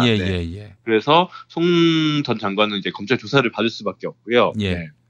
근데 오늘 뭐 이게 겹친 건지 모르겠으나 송 전 장관이 북한대학원에 총장에 있죠. 근데 여기서 물러나기로 사의 의사를 밝혔고요. 뭐 실제로 좀 그 주변에 항의들도 많았다고 하고 건으로 인해서 그다음에 본인도 좀 부담을 느꼈고 본인이 어쨌든 대선 한복판에 지금 들어와 있다는 거 자체에 부담을 느껴서 사의를 낸 것으로 알고 있고요. 지금 학교 측은 수리 여부를 고민 중인데 아마 뭐 특별한 일 없으면 수리를 하겠죠. 네. 그 북한대학원대학교가 저쪽에 있더만요. 저 삼청동. 네, 삼청동. 네, 네, 맞습니다. 예, 예. 그 감사원 근처에 있는 거 네, 알고 맞습니다. 있는데, 네. 예. 북한대학원대학교에 지금 현재 총장으로 있는데, 네. 근데 이분은 외교부 출신 아닙니까? 물론 이제 외교부의 네. 커버리지 안에 북한도 분명히 있긴 하겠지만은 그 통일부하고 내내 이렇게 충돌했단 말입니다. 그렇죠. 네, 네. 외교부 장관으로 있을 때 이재정 당시 통일부 장관이 또 증언하기로도 그렇고요.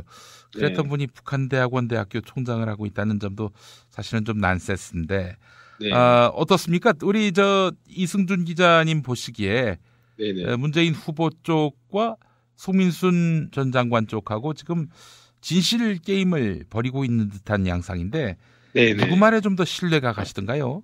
지금 뭐 여러 가지 증거를 제출하는 문 후보 쪽이 신뢰를 당연히 가질 수밖에 없을 것 같고요. 예. 근데 오늘 송민순 전 장관이 이제 그 학교를 나오면서 기자들과 만난 얘기들을 보면 예. 자기가 틀리지 않았다고 주장을 하는데 예. 근데 추가 뭐 자료를 공개할 것이냐는 질문에는 대답을 하지 않더라고요. 보니까. 예. 그러니까 예. 어떻게 보면은 자기 입장 틀리지 않았지만 더 공방을 벌이겠다는 거에서 한 발 물러선 게 아닐까 약간 이런 뉘앙스도 보이고요. 예, 네. 예. 아, 그렇군요. 여간 관료 출신들이 정치인들을 상대로 싸워서 이긴 적이 없습니다, 지금까지. 네네. 올 초에 그 반기문, 황교안 다 참패하지 않았습니까? 네. 이번까지 합해서 전 3패라고 봅니다. 예, 이 네. 송민순 전 장관. 기세도 네. 그렇고 팩트에 있어서도 밀리고 하여간 이 관료 출신들의 한계를 역력하게 또 보게 되는데 그렇죠. 네. 이 싸움을 할 때는 기본적으로 팩트를 갖고 싸워야지 이게 또 지어낸 얘기 갖고 싸우면은 당연히 밀릴 게 뻔한데 말이죠. 왜 이런 그렇죠. 즉대에서 밀리는 데다가 실제로 이게 뭐 홍 후보나 유승민 후보가 색깔론 공격을 하고 있지만 예. 이게 영향을 끼치는지도 좀 의문이 들긴 해요. 이제 예. 유권자들이 좀 과거랑 다르고 예. 지금 또 구도 자체가 예. 안보론 색깔론이 먹힐까냐는 거 봤을 때 유권자들이 별로 그렇게 크게 반응을 보이지 않고 있는 것 같고요. 예. 네. 그래서 사실 이 공방 자체가 이제 송 장관이 팩트를 더 제시하지 못하면 사실상 송 장관이 정치에 이용했다는 이런 비판을 받을 수밖에 없게 되는 거죠, 사실. 예. 자, 타이밍도 굉장히 중시되고요. 네. 왜 이 시점에 갑자기 이런 카드를 들고 나와가지고 선거판을 흔들려 했느냐. 뭐 네. 자존심이 상했다고 그러는데 몇 달 전에 자존심 상한 거를 대선 국면 다 돼서 그것도 설익은 팩트를 갖고 공세를 퍼붓는다? 아, 요거 그림자가 보입니다. 예? 네, 좀 석연치 않죠. 네. 예. 하여간 참 답답하고요. 자, 문재인 후보 쪽은 어떻습니까? 지금 주말 사이에 나온 여론조사를 보니까 뭐 멀찌감치 따돌리고 앞서가고 있는 상황인데 어제 대의원들에게 문재인 후보가 승리가 피부로 느껴진다, 확신한다 이런 글을 보냈다고요? 네, 맞습니다. 네. 요즘 제가 행복하고 동지애가 눈에 보이고 소리도 들린다면서 이제 제가 당이 당으로 느껴지고 승리가 피부로 느껴진다, 승리를 확신한다 이런 것들을 보냈는데요. 일단 문 후보가 사실 이런 부분이 좀 약했었던 걸로 제가 기억하는데 이 대선 후보가 당대표 때요. 예를 들어서 당을 어르고 이런 부분들이 약간 스킨십이 약하잖아요 했는데 확실히 대선 후보 하면서 이런 게 좀 바뀌었다는 느낌도 받고요. 예. 그다음에 실제로 좀 어느 정도 우위에 점하고 있다는 것들을 판단해서 자신감으로 또 이렇게 보이면서 고생하는 당원들에게 다독이는 차원에서 이렇게 보낸 것 같아요, 보면. 네. 예.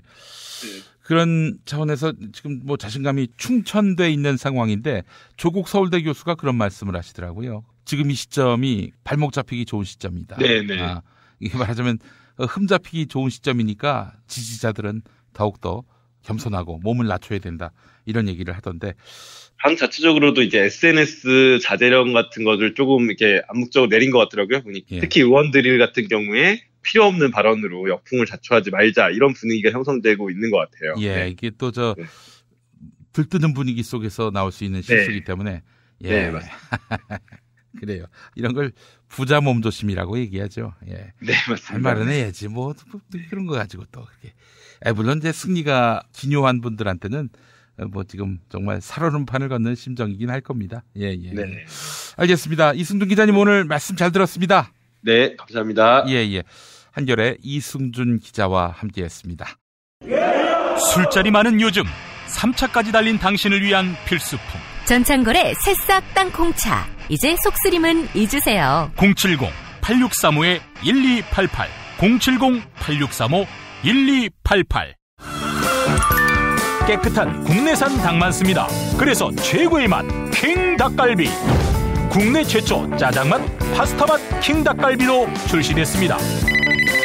전화 주문은 032-556-3770 032-556-3770. 안녕하세요. 내가 중고차를 사고 파는 조광래 중고차 1800-9538 고맙습니다. 뉴스가 쉽다. 뉴스가 즐겁다. 뉴스가 알차다. 왜냐고요? 김용민 브리핑이니까요. 일부에서 주장하는 방송 장악은 그것을 할 의도도 전혀 없고 법적으로도 불가능합니다. 우리 공동체가 꼭 알아야 할 뉴스. 여러분의 뉴스 보좌관 김용민이 챙겨드립니다.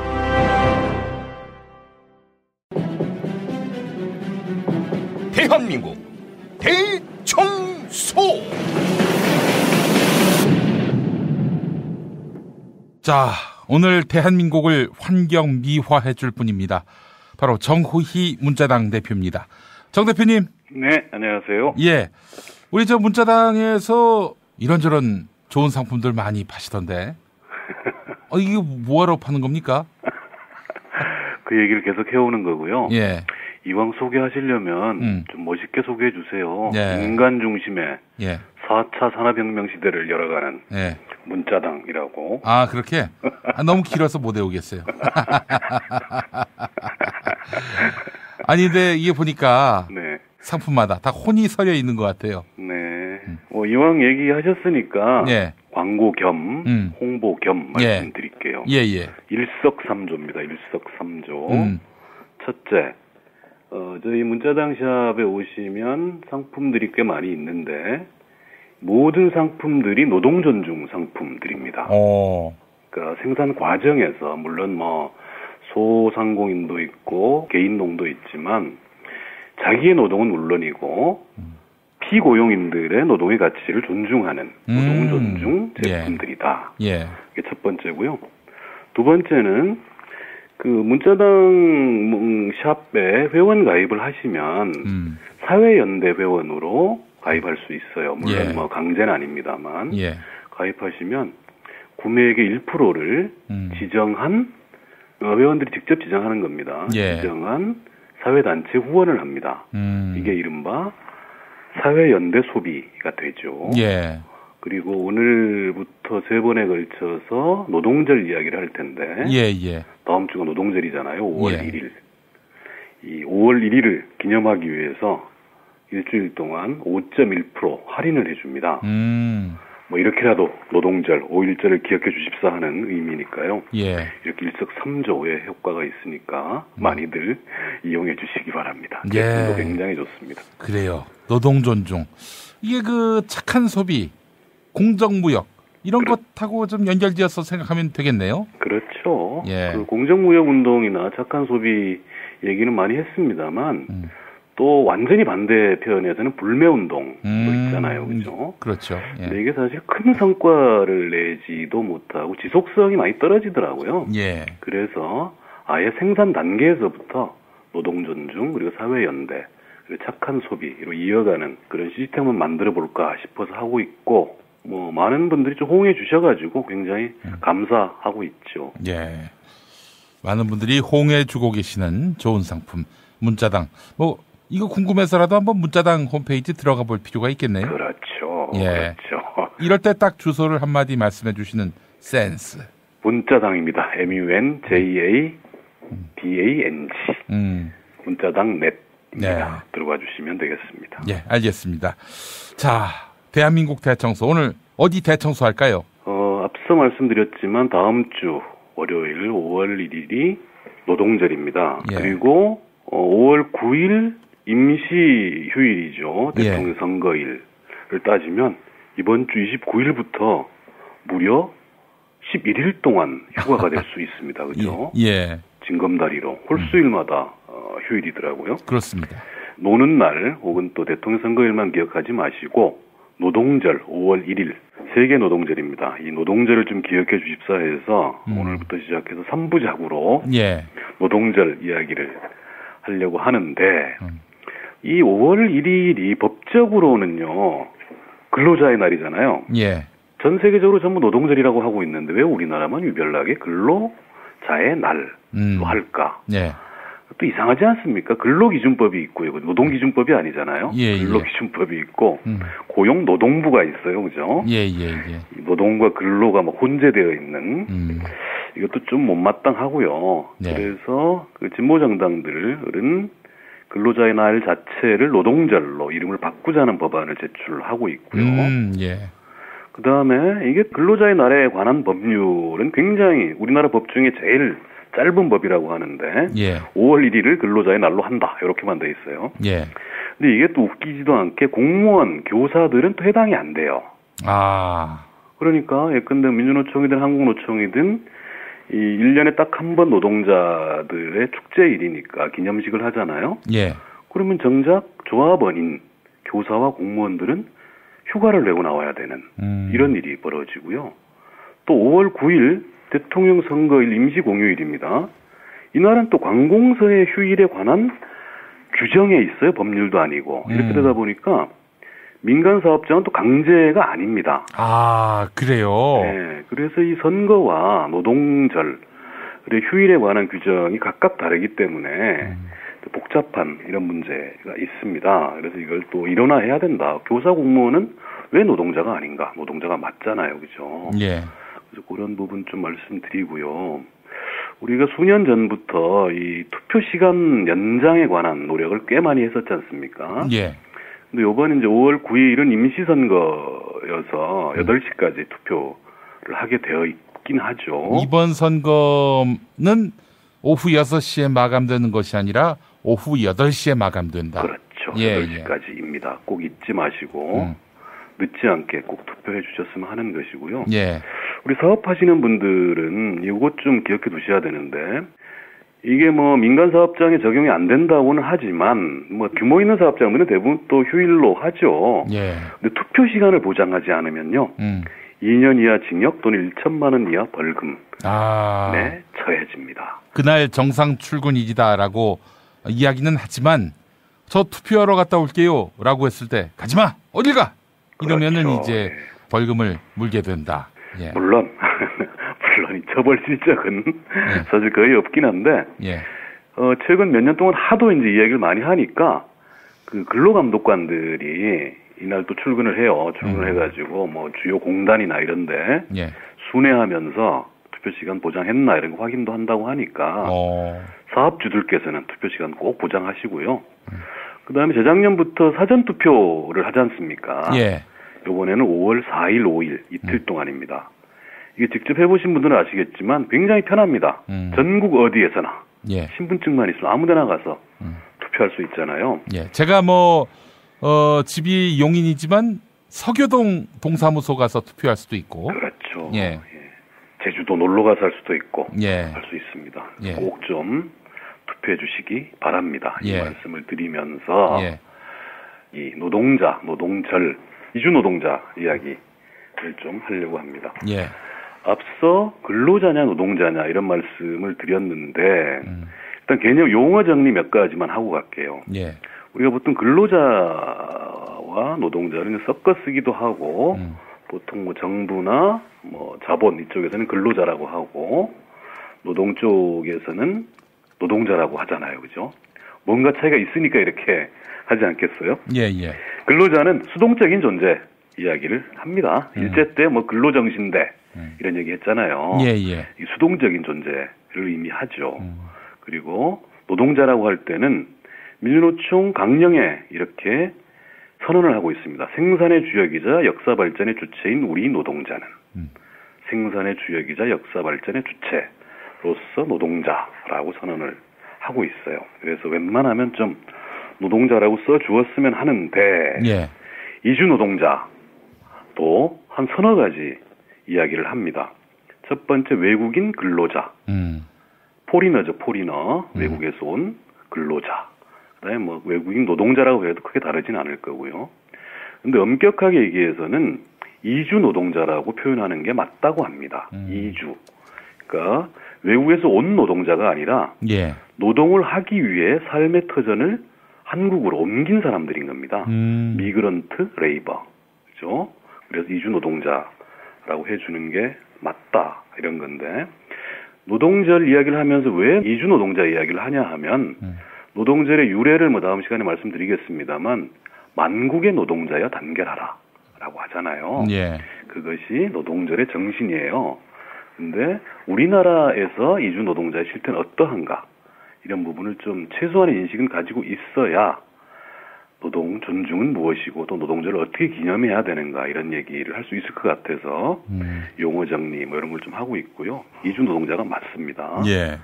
근데 이게 이주 노동자 문제는 노동의 문제뿐만 아니라 다문화 사회잖아요. 그죠? 다문화 가정도 많고 이렇게 되다 보니까 그 인종적인 문제, 평등의 문제, 혐오의 문제 이런 것들이 다 겹쳐져 있어요. 예. 그래서 그런 이야기를 좀 짤막하게 말씀드릴까 하는데 최근에 전체 이주 노동자들 말고요. 그 이주 노동자들이 최근에는 공장에 많기보다는 농축 산업에 굉장히 많이 가 있습니다. 오. 최근에 실태 조사를 한 거에 따르면 한 3만 명 가까이가 된다고 그래요. 물론 이게 파악된 것인데 예. 이 농업노동 종사 이주 노동자들의 실태가 어떤 거냐 하면 옛날에 개그 콘서트에 외국인 노동자 혹은 이주 노동자라고 하면 사장님 나빠요. 기억하시는 분들 계세요. 예. 사장님 나빠요. 참 참혹했죠. 그래서 국제적인 조롱거리가 됐었어요. 이주 노동자를 대하는 한국 노동자 혹은 한국 사장님들의 태도가 얼마나 비인간적이고 비인도적이었나 하는 걸 보여주는데 블랑카였어요. 블랑카 사장님 예. 나빠요. 예. 기억하시는 분들은 좀 연세가 있으신 분들인데 사실은. 아이고 그렇지도 않아요. 그 뭐 십수년 전인데 뭐 그때 그 저기 대장금 나오던 때 아닙니까?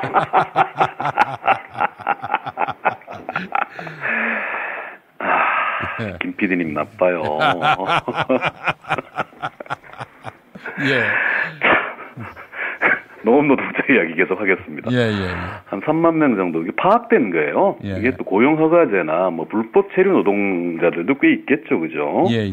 그래서 이제 파악된 것이 시민단체들에서 파악한 것이 한 2만 8천에서 3만 정도 되는데 이분들이 어떤 실태냐 하면 첫 번째 불법 파견 노동입니다. 파견 노동. 예. 그러니까 사실은 이게 그 뭐 공장이나 이런 것과 좀 달리 자기가 어디 가서 일할지도 모르고 일단 그 파견 업체에 등록을 하는 거죠. 예. 그러면 이제 뭐 보내는 거예요, 말 그대로. 그 화류계에 있는 보도방 이런 것처럼 보내죠.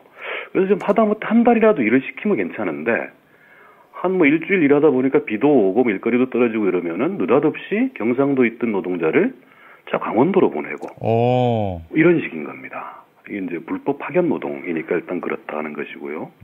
두 번째는 노동의 시간제가 거의 없어요.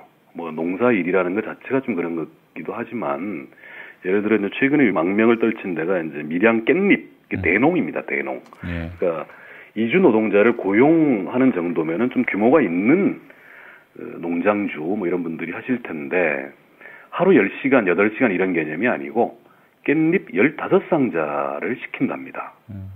따는 거를. 근데 이거는 농사일에 아주 익숙한 사람들도 하루 10상자 이상 따기 어렵답니다. 예. 이게 돈 내기라고 그래요. 돈 내기 현장에서 업계 용어로는. 시간이 아니라 저는 이걸 다 해야 되니 15상자를 채워야 일이 끝나니까. 그래서 보통은 10시간 넘게 일을 합니다. 그리고 또 법이 또 희한하게 돼 있어서 근로기준법 적용을 받지 않아요. 근로기준법 63조 농업은 근로시간 휴게, 휴업의 적용에서 제외한다 이렇게 돼 있어요. 그러다 보니까 한 달에 하루 쉬기도 힘들다 이렇게 얘기를 합니다. 그래서 10시간씩 한 달에 하루 이틀 쉬면서 손에 쥐는 돈이 100만 원에서 120만 원 정도 된답니다. 예. 암담하죠. 그죠? 최저임금 형편없이 안 되고. 근데 여기서 더 큰 문제는 여기서부터가 이제 진짜 눈물 나는 이야기들인데 숙소들을 제대로 제공하지 않아요. 그래서 비닐하우스 있지 않습니까? 비닐하우스에 재웁니다. 한낭 한두 개 주고. 아이고. 비 오면 빗물 떨어지고 씻을 데 없습니다. 당연히. 미국이나 캐나다까지 가지 않더라도 우리나라 근로기준법에 따르더라도 기숙사에 대한 규정들이 꽤 꼼꼼하게 되어 있습니다. 예. 근데 농업 노동자들에 대해서는 이런 규정이 아예 적용이 안 되다 보니까 그냥 창고 같은 데 재우는 거예요. 비닐하우스 재우고. 그러면서 그걸 숙세, 월세를 합치고도 30만 원을 떼가 버린답니다. 그걸 또 받아가요? 참. 이러면 안 되는 거잖아요. 예. 아무리. 그리고 법도 참 안 좋게 돼 있고, 그래서 노동부에 또 규정을 만들었는데, 아무리 허름한 데라도 월급여의 최대 13%까지 숙식비로 사전 공제할 수 있게 이렇게 또 만들어 놓아요. 그래서 뭐 저희 문자당 생산자 중에 이런 분이 계세요. 이거하고는 이제 천양지차로 비교가 되는 거죠. 네팔 노동자들을 고용하고 있는데, 당연히 집에서 재우죠. 그 다음에 부인께서 이제 그 부업으로 식당을 하시는 거예요. 그러니까 삼시세끼 꼬박꼬박 먹여주는 것. 예. 돈 받고 먹일 수 없잖아요, 그죠? 근데 그것만 가지고도 자기들이 지금까지 겪었던 그 농업 노동 현장 중에 최고다 이러면서 앞으로 계속 같이 일할 수 없겠느냐 이런 얘기를 할 정도로 사실 우리가 보기에는 별거 아닌 호의 같이 보이잖아요. 예. 근데 그것조차도 실제로는 광범위하게 안 하고 있다는 겁니다. 그래서 대단히 좀 안타까운 것이고요. 이것은 인권 후진국이라는 그게 좀 벗어나야 되지 않겠나 싶어서 말씀드리는 것이고, 이거 사실 대수롭지 않게 많이 여깁니다. 농촌 현장에서도 그렇고 또 일 시키는 입장에서도 그렇고 파견 업주 입장에서도 그렇고, 그래서 이런 걸 저는 사실은 거의 마이크로 파시즘에 가깝지 않나 싶어요. 마이크로 파시즘. 예. 마이크로 파시즘, 내 안의 파시즘인 거죠. 그래서 이런 것들 좀 눈여겨보시고 시골 갈 때 비닐하우스나 축사나 이런데 외국인 노동자를 혹시 재우지는 않나 고발을 하든지 좀 사장님 혹은 이러시면 안 되는 거 아닙니까? 이런 정도 얘기는 좀 해줘야 되지 않겠나 이런 말씀을 드리고 싶고요. 예. 그러면 이걸 또 개선 노력을 하지 않았는가? 그렇지 않습니다. 개선 노력 열심히 하고 있습니다. 가장 크게 좀 부각할 수 있는 부분이 이주 노동자 노동조합이 있습니다. 이주 노동자 노동조합. 합법 노조예요. 그래서 민주노총 1번 대의원이 이주 노동자 노동조합의 위원장이 민주노총 1번 대의원으로 배정하는 망국의 노동자가 단결하라니까 이런 게 있고요. 우리 그 정선태 교수님 코너 바로 뒤에 보면 최근에 한 달 정도 됐나요? 권영국 변호사가 무슨 얘기를 하시잖아요. 예. 뭐 이리저리 얘기를 들어보니까 이제 스킵되는 광고라고 그 얘기 많이 하시는데. 그래요? 이런 일이. 그래서 제가 다시 한번 소개를 드리는데 우리 권영국 변호사 올해 현장 노동운동도 오래 하셨고 또 거리의 변호사의 대표적인 분 아니십니까? 그렇죠. 예. 이분이 이제 그 이주노동희망센터의 이사 자격으로 광고를 하고 계세요. 그러니까 이주노동희망센터를 후원해달라 이런 건데 우리나라에 지금 일하고 있는 이주노동자들을 도와주는 것뿐만 아니라 특히 네팔이 지진 피해를 엄청나게 받았잖아요. 그래서 이제 지진 피해에 대한 지원 그리고 네팔 그 산골의 학교 짓기 이런 운동들을 하고 있어요. 그래서 이주노동희망센터 가입해 주시면 큰 도움이 될 거다 이런 거고, 아까 말씀드렸다시피 문자당 샵에서 물건을 구매해 주시면 역시 이주노동 희망센터 1%씩이 후원이 됩니다. 같이 좀 해주시면 좋겠다는 말씀 드립니다. 알겠습니다. 참 우리 이주 노동자라고 이제 불리는 게 가장 정확하겠죠? 그렇습니다. 예. 이제 외국인 노동자면 왠지 다른 사람인 것 같은. 그렇죠. 우리 기본적으로 이제 이주 노동자에 대한 차별을 철폐하자는 그런 캠페인의 근간은 그 사람들도 우리도 똑같은 인간이다. 똑같은 천부 인권을 지닌 인간이다. 이런 점인데 이렇게 사람을 가르는 외국인 노동자니 이렇게 하는 태도는 사람을 사람으로 보지 못하게 만드는 그런 이유가 된다. 그렇기 때문에 우리 다 같은 노동자라는 점을 인지하자. 다만 이 사람들은 이주에 와서 노동하는 노동자일 뿐이다라는 의미. 촛불광장의 정신 여러 가지 있겠습니다만 광장이 뜻하는 바 넓고 평평하잖아요. 광장이잖아요. 예. 넓고 평평한 것. 그래서 곧 평등을 의미하지 않나 싶고요. 차별과 혐오가 아닌 평등과 존중 관점으로 미래를 바라보는 것, 그리고 우리 주위를 한 번씩 돌아보는 것, 이것이 가장 중요한 것 아닌가 싶고, 그것이 세계 노동절의 정신이기도 하다 하는 말씀을 드리고 싶어서 노동절 3부작, 그 첫 번째를 이주 노동자 이야기를 수박 겉핥기식이긴 했으나 좀 말씀드려봤습니다. 예, 노동절을 앞두고서 오늘 아주 이 적시에 그 적합한 그런 기획을 준비하신 것 같습니다. 노동자를 어떻게 볼 것인가, 우리 정호희 문자당 대표님이었습니다. 말씀 잘 들었습니다. 네, 다음 주에 노동절 이야기 좀 더 깊숙하게 해보겠습니다. 고맙습니다. 네, 고맙습니다.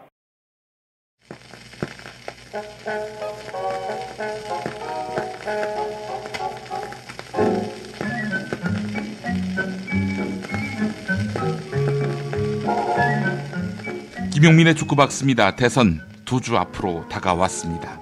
보수 세력은 집권 가능성으로부터 멀어져 가고 있습니다. 반등은 물론이고 반동할 시간조차 줄어들고 있다는 이야기입니다. 철저하게 제도의 틀 안에서 헌정을 유지하면서 이루어진 민중혁명, 바로 촛불혁명의 여파입니다. 그런데 이미 촛불혁명은 2012년 대선 직후 태동했는지 모릅니다. 프랑스 대혁명을 다룬 영화 레미제라블은 박근혜가 당선된 직후 흥행몰이를 하면서 시민들에게 용기를 불어넣었습니다. Do you hear the people sing? 네, 이 노래로 많은 시민들이 위로를 얻고 결집할 수 있었지요. 촛불혁명이 펼쳐지던 광장에서 뮤지컬 배우들이 불렀던 너는 듣고 있는가? 이 노래 함께 하겠습니다.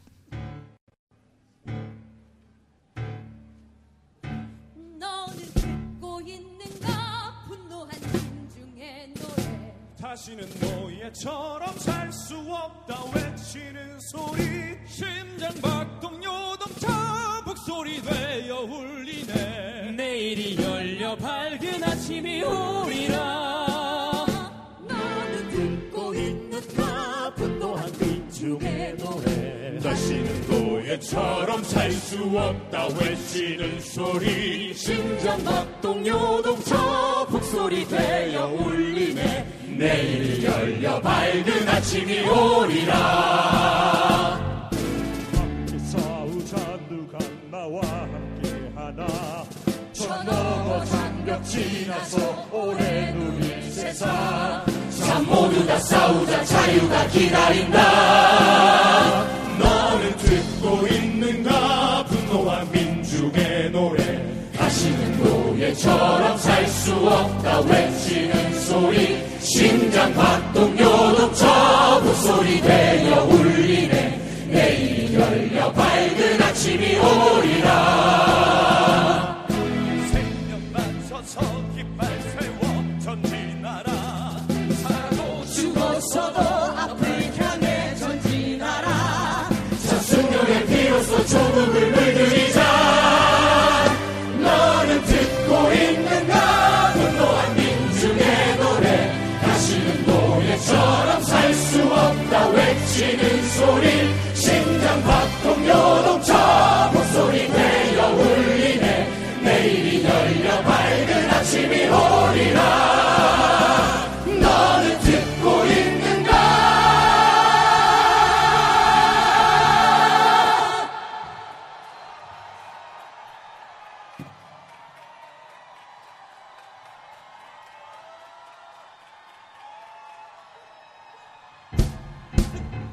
분노한 민중의 노래. 다시는 노예처럼 살 수 없다 외치는 소리, 심장박동 요동쳐 북소리 되어 울리네.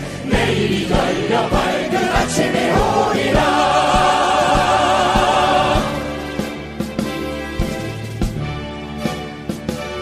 내일로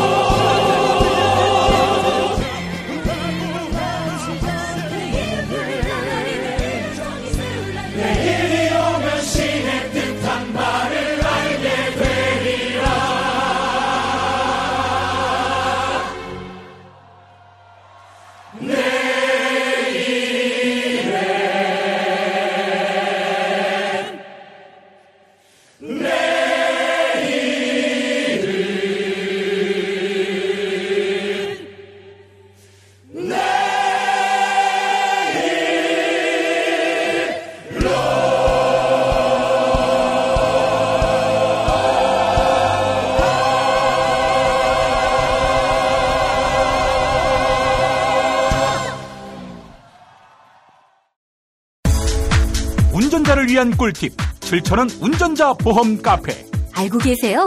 교통사고가 나면 형사합의금, 벌금, 변호사 비용 이거 자동차 보험에서는 보장 못해요. 운전자 상해까지도 책임져드리는 7,000원 운전자 보험 카페. 버스, 택시, 트럭 등 영업용 차량 운전자를 위한 12,500원 운전자 보험 카페도 있습니다. 실손, 부모님 건강, 자녀 보험도 안내해드립니다. 02849-9730 연중 무휴라 언제든 02849-9730. 6살 하늘이 밥을 잘 안 먹어요. 그런데 이때 택배입니다. 연지연 곰탕이 배달됐어요. 직접 도끼로 팬 장작불 위에 한우 사골과 도가니를 가마솥에 한가득 넣고 24시간 끓인 진구. 연지연 곰탕이 하늘이 입에 들어가는 순간 아, 맛있다. 엄마 한 그릇 더 주세요. 조미료 같은 첨가물이 전혀 들어가지 않아 엄마의 기쁨은 더하답니다. 7팩 이상 무료 배송합니다. 주문 전화는 010-7252-1114 010-7252-1114. 오늘을 읽는 책, 문학평론가인 국민대학교 국문학과 정선태 교수와 함께합니다. 정선태 교수님과 함께하겠습니다. 교수님. 네, 안녕하세요. 예. 자, 교수님, 이제 대선이 한 2주 남았네요. 아, 2주밖에 안 남았어요? 예, 그렇습니다. 몹시 기다려집니다. 예. 이번 대선은 정말 획기적인 민심의 대변혁 의지의 그 기반 위에 서 있기 때문에 네. 이 시대 정신을 담을 수밖에 없을 것이다. 다들 그렇게 기대하고 있습니다. 네, 그래야죠. 그래야겠죠. 어제 토론을 또 보니까 여러 가지 얘기가 있고 그런데 조금은 혼선이 있고 조금은 어려움이 따르더라도 작년 말 올해 초까지 이어온 시민들의 요구를 받아들이는 그런 방향으로 나가야겠죠. 예, 알겠습니다. 그래서 너무 기대가 되고요. 2주가 또 금방 갈 것 같습니다. 네, 그러게 말입니다. 그렇다고 해서 새 대통령이 하루아침에 세상을 다 뒤집어 엎을 리는 없을 텐데. 네.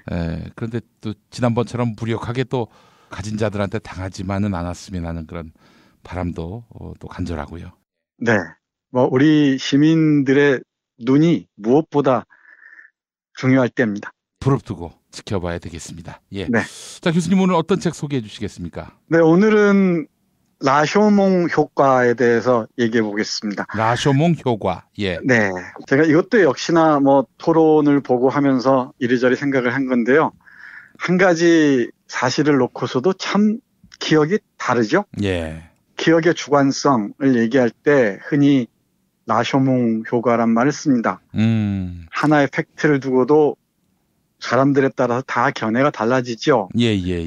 이 라쇼몽 효과란 말은 1950년에 제작된 구로사와 아키라 감독의 라쇼몽이라는 영화에서 시작된 건데요. 예. 이 라쇼몽이라는 영화는 또 아쿠타가와 류노스케라는 일본의 아주 뛰어난 작가의 작품을 바탕으로 한 것입니다. 예. 아쿠타가와 류노스케의 2 작품, 하나는 라쇼몽이라는 짤막한 그 소설이고요. 예. 또 하나는 덤불숲이라는 작품인데 2 작품을 하나로 결합해서 구로사와 아키라가 각색해서 만든 영화입니다. 그 단편 소설이 숲속에서로 제목이 붙여진. 번역마다 다릅니다. 숲속에서라고 번역도 하고, 예. 덤불숲이라고 번역도 하고, 덤불속이라고 번역도 합니다. 네, 같은 작품입니다. 예. 근데 소설하고 영화하고 조금 다릅니다. 예. 늘 그렇죠. 좀 다른데, 일단 영화사적으로 구로사와 아키라의 라쇼몽은 워낙 유명하고요. 특히 플래시백 효과의 활용, 이런 것들은 영화사적으로도 아주 높은 평가를 받는 것 같습니다만은, 예. 그 영역은 제가 자세히 잘 모르고요. 일단 소설만 보면 이렇습니다. 일단, 라쇼몽이라는 작품은 일본의 헤이안 시대의 그 교토의 아주 산한 하루를 배경으로 하고 있고요. 덤불숲이라는 작품은 살인사건을 두고 신문하는데 그 7명의 사람들이 등장해서 각각의 진술을 하는 걸로 이루어져 있습니다. 전혀 형식이나 내용이 좀 다릅니다. 근데 배경은 교토 헤이안 시대에서 같습니다.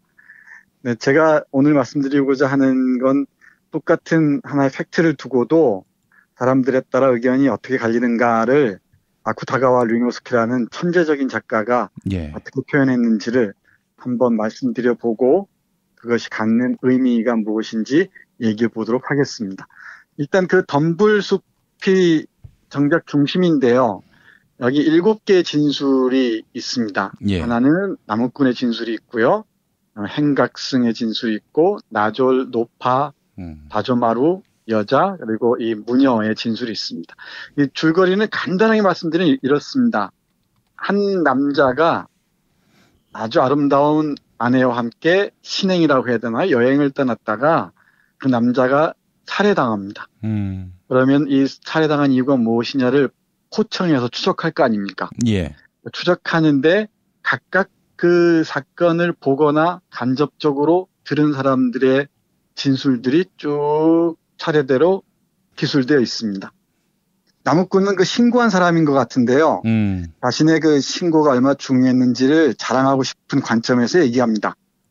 그리고 이 행각승이라는 사람은 자신이 승려니까 승려의 입장에서 부처님의 뜻을 전달하는 것처럼 얘기를 하고요. 또 나졸은 체포한 사람입니다. 그러니까 자신의 공을 내세우기 위해서 그 관점에서 얘기를 하고요. 이 노파는 여성의 어머니인데 여성의 어머니 입장에서 얘기를 합니다. 사위는 어떻게 됐든 좋은데 우리 딸은 어떻게 됐는지 정말 좀 진실을 밝혀달라고 얘기를 합니다. 그리고 이 다조마루한 산적은 나는 그 여성에게 반해서 여성의 요구로 그 남자를 죽였을 뿐이지 다른 생각은 없었다. 정말 사랑 때문에 죽였다라고 얘기를 합니다. 또 여성은 자신이 능욕을 당했는데 이 산적한테 능욕을 당하고 났더니 자신의 남편의 눈빛이 너무나 조롱해 차가운 업신여기는 그런 눈빛이어서 그만 정신을 잃고 말았다. 자세히는 잘 모르겠다 라는 식으로 얘기를 하고요. 또 무녀의 혼룡을 빌어서 등장한 그 죽은 사람, 그러니까 이 남성은 난 누가 날 죽인 것도 아니고 이 사무라이의 수치를 싣기 위해서 내 스스로 자결을 했다라고 얘기를 해요. 그러니까 개략적으로 뭐 정리를 해 봤는데 각자 자신의 입장에서 그 살인 사건을 변명하거나 합리화하거나 자신의 공을 내세우는 방식으로 진술을 합니다. 그러니까 참 어려운 일이죠. 그 통약 불가능성이란 말이 있습니다. 그러니까 똑같은 사실을 놓고서도 공통된 진실을 향한 진술은 끌어내기가 대단히 어렵다는 얘기겠죠. 그러니까 이 기억의 주관성과도 관련되는데 살인사건은 분명히 하나인데 하나임에도 불구하고 그걸 바라보는 사람들의 시각이나 시점에 따라서 또는 자신의 가치나 자신의 입장, 태도에 따라서 전혀 달라진다는 거죠. 이게 상대론의 관점에서 파악할 수도 있겠고 또는 인간의 욕망의 관점에서도 파악할 수 있겠습니다만은 기억은 우리가 늘 이런 얘기 하잖아요. 기억은 있는 그대로를 우리가 전달하는 떠올리는 게 아니라 자신의 관점에서 선택적으로 망각하거나 또는 자신이 옳다고 믿는 것만을 기억이라고 명명한다는 거죠. 그러니까 이 소설을 떠올린 이유는 이른바 송민수 문건을 둘러싸고 분명히 이 사실 하나였던 것 같은데 그렇죠. 제가 보기에도 뭐 분명한 것 같아요. 이래저래 판단하건대 그걸 둘러싸고 이른바 기억 투쟁이 벌어지고 있는 셈이죠. 그건 각자가 진술하는 사람들마다 자신의 입장에서 또는 우리가 명료하게 얘기하기 어렵지만은 각자의 그 욕망의 방향에 따라서 전혀 다른 식으로 진술하고 있는 거죠. 그러니까 판단은 결국은 그 진술을 듣는 우리의 몫일 겁니다. 여러 가지 상황들 그리고 각각의 입장들 그리고 맥락들 그리고 보이지 않는 그러니까 발화되지 않는 그 내면의 의미들 내적인 의미들까지를 우리가 다 종합해서 판단해야 할 건데 그 판단을 하는 게 또 만만치는 않습니다만은 의외로 쉬울 수도 있습니다. 그러니까 진실이 하나밖에 없느냐 라고 따질 수도 있겠지만은 큰 맥락에서 누가 왜 그런 얘기를 했느냐를 조금만 추급해 들어가면은 이건 이런 맥락에서 이런 얘기를 하는구나 라는 걸 하나씩 따지고 들다 보면은 우리가 정확한 진실이 아니라 할지라도 진실에 가깝게 다가설 수 있지 않을까 그런 생각을 합니다. 토론을 보면서도 그 사람들의 진정성이라는 게 말로만 드러나는 게 아니잖아요. 표정들이나 눈빛들 그리고 제스처들 이른바 그 비언어적 커뮤니케이션을 하는 게 있잖아요. 그걸 통해서 많이 드러나는데 진실을 향한 우리의 시선이 조금만 냉철하다면은 어렵지 않게 포착할 수 있을 것 같습니다. 이 송민수 문건을 둘러싸고 여러 가지 논란이 일고 있다는 것 자체가 뭐 대선을 얼마 남겨두지 않은 상황에서 조금은 뜬금없어 보이기도 합니다만은 그럼에도 그것마저도 우리 시민들의 몫으로 남겨지는 게 우리 현실이 아닌가 싶습니다. 사실 조금만 관련된 사람들이 솔직하게 얘기한다면 특히 송민순 씨가 정확하게 얘기한다면은 사태는 그렇게 어렵게 꼬이지 않을 것 같은데 이렇게 빙빙 돌려서 자기 입장을 강조하는 게 문제를 더욱 어렵게 하는 게 아닌가 그런 생각을 합니다. 정치적 맥락에서는 전 이 사건이 애초부터 아무런 의미가 없다라고 판단을 했고요. 뭐 아니나 다를까 그렇게 돌아가고 있습니다. 그런데도 그게 암암리에 또는 명시적으로든 암시적으로든 보이지 않는 그 영향을 미치긴 하잖아요. 그게 이제 우리 시민들의 판단력을 가볍게 보는 것이기도 하겠죠.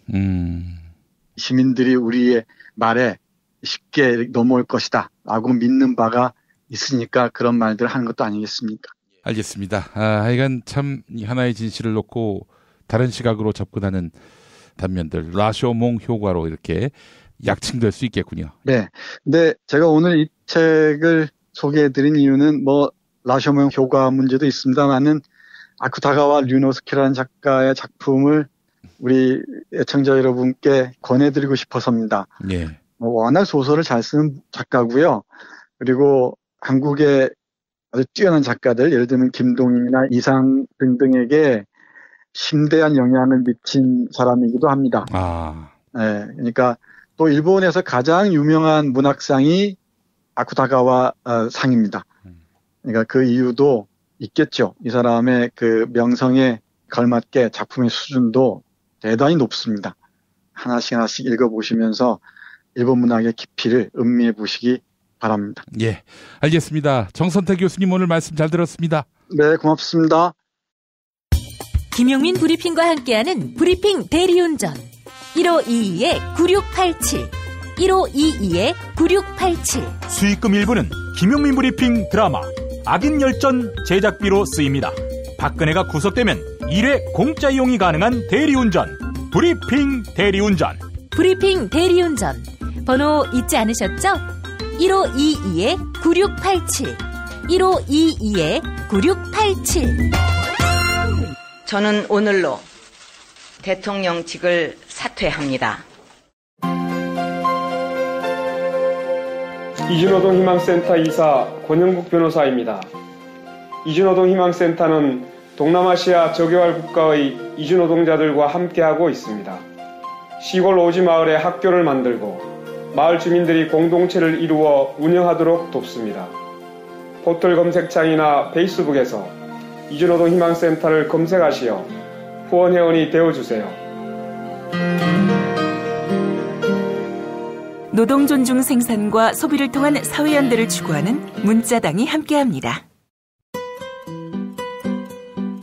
대통령 한 사람을 바꾸기 위해 촛불을 들었나요? 아니죠, 아닙니다. 장미 대선에 맞선 청년들의 장미혁명. 4월 30일 일요일 2시 광화문 북측광장. 궁금하신 분들은 페이스북에 장미혁명을 검색해주세요. 후원에도 참여해주실 거죠? 김용민 브리핑과 함께하고 계십니다. 뉴스듣기 평가와 문안토론 퀴즈 정답자를 발표하겠습니다. 매일 일부 코너 뉴스듣기 평가 당첨자께 오늘부터 도서출판 메디치 미디어에서 협찬하는 도서 경제 알아야 바꾼다를 선물해드립니다. 경제 알아야 바꾼다는 국정농단 청문회에서 소신 발언을 했던 하나증권 주진형 전 대표가 집필한 책인데요. 주진형 전 대표는 현재 더불어민주당에서 국민경제상황실 부실장을 맡고 있죠. 경제 알아야 바꾼다는 손혜원 의원과 주진형 전 대표가 함께했던 SNS 방송의 핵심 내용을 담았습니다. 재벌개혁부터 일자리까지 한국 경제 전반에 대한 이야기가 담겨있는 경제 알아야 바꾼다. 여러분의 많은 사랑 부탁드립니다. 그리고 매주 토요일 정답자 가운데 한 분에게는 거제도 펜션 이용권을 함께 선물해드립니다. 남해 바다의 절경을 한눈에 즐길 수 있는 두모실 펜션 이용권입니다.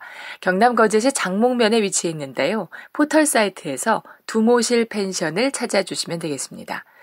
토요일 정답자 가운데 다른 한 분에게는 남양주에 위치한 독채 무인 펜션 머문 빌리지 이용권을 격주로 드립니다. 대지 2,000평과 건물 2동을 오직 한 팀의 고객에게만 서비스하는 펜션인데요.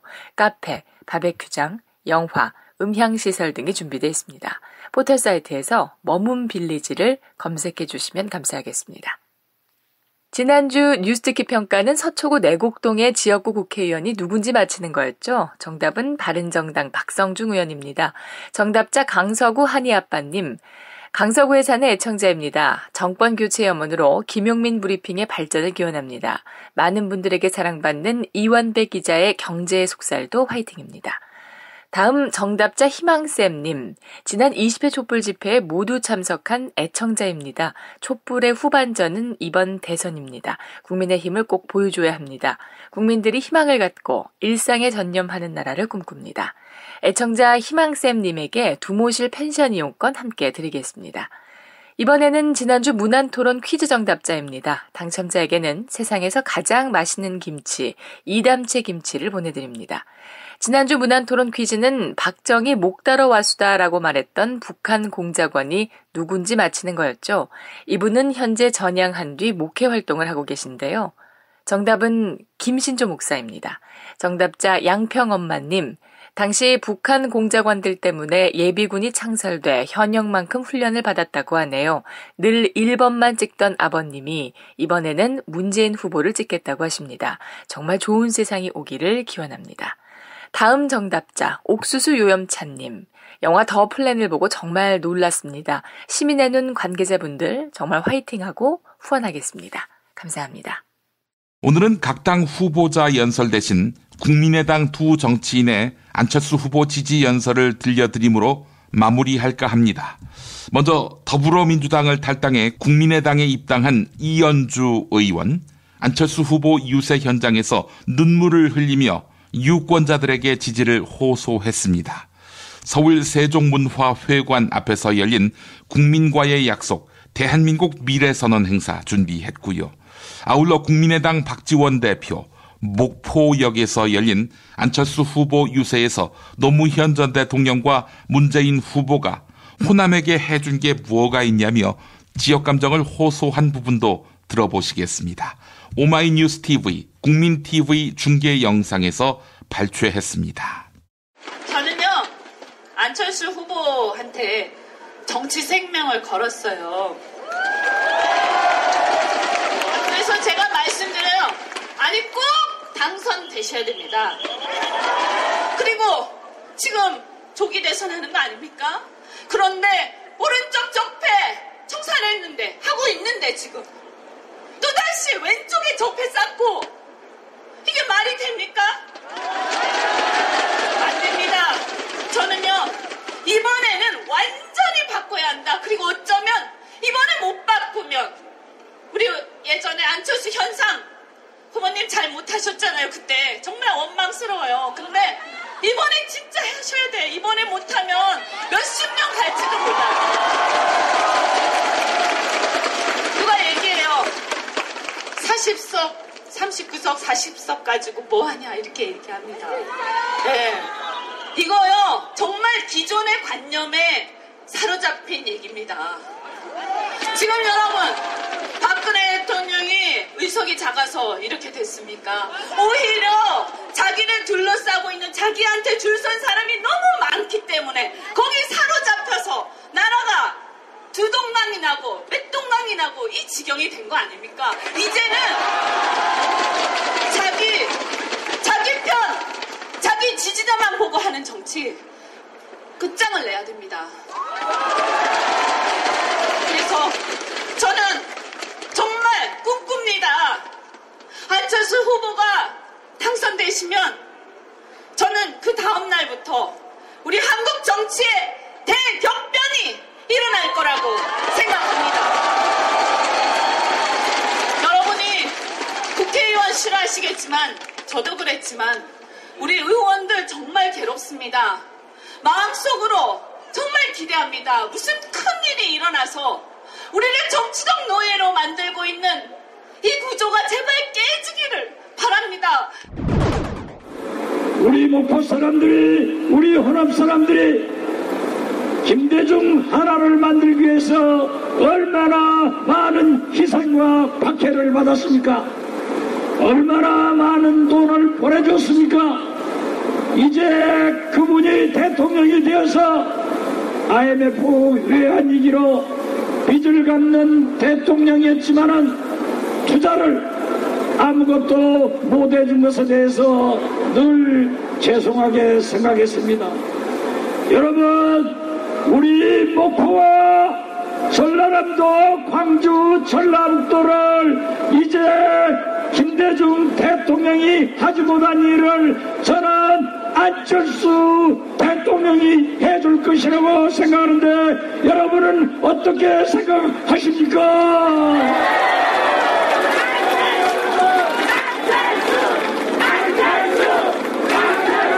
김대중 대통령이 되어서 인터넷을 가르쳤습니다. 정보화 시절을 만들었습니다. IT 강국이 됐습니다. 김대중 대통령은 이 핸드폰을 발전시켜서 20년간 우리를 먹고 살게 했기 때문에 저는 김대중 대통령이야말로 우리의 선구자다 이렇게 말씀드립니다. 이제 우리는 좋든 싫든 제4차 산업혁명 시대로 갑니다. 인공지능, 로봇가 모두 지배를 합니다. 이러한 미래에 대해서 가장 식견을 가지고 대비를 할 수 있는 대통령 후보가 누구입니까?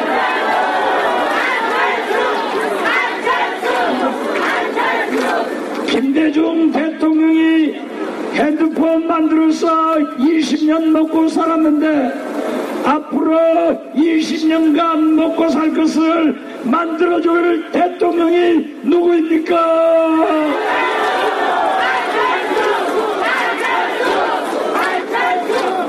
저는 안철수 후보야말로 제2의 김대중 대통령이다 라고 하는데 여러분 동의하십니까?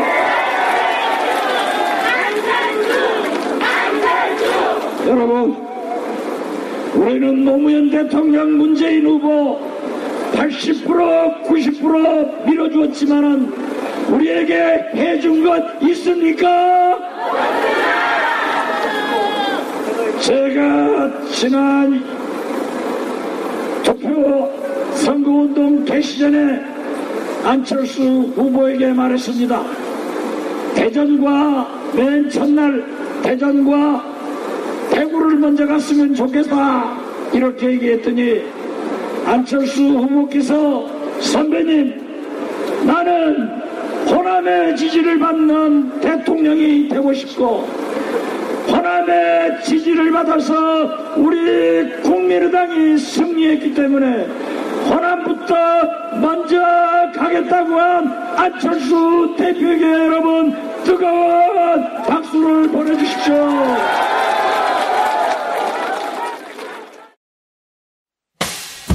김용민 브리핑과 함께한 시간 어떠셨어요?